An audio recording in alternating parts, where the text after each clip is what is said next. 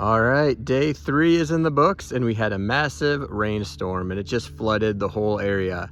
I did see the workers as they were heading out this afternoon, and you could tell they were just bummed and had to call it a day. They had spent all morning getting the base done, ready, perfect, everything where it needs to be, and then the rain just came down, and you could see in their faces they were just frustrated, but they're like, there's nothing you can do about the weather. The rain just comes. But spend so much time getting everything perfect and level and compacted and whatever else they needed to do, and the rain came down and just ruined the day. So we've got puddles. This was all flooded. Everything through here was completely wet about an hour ago. It's drying out a little bit. They said they might come back tomorrow, see how the weather holds off, if it can dry out, but it really needs to dry out before they can really make sure that this wall is perfect, which is really nice. They are spending a lot of time to make sure it's all perfect. I know the base is the most important part.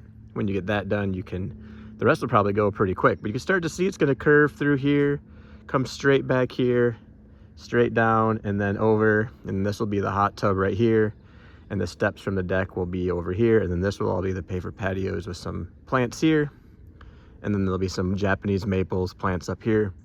And that'll take a little bit before they get to all that, but hopefully we'll see. They're just doing their work, and the weather, you can't control it, and they'll come back out here when it dries. But they've been working hard. They've been really cool guys just out here. I mean, they're working tough, and it's all sun back here.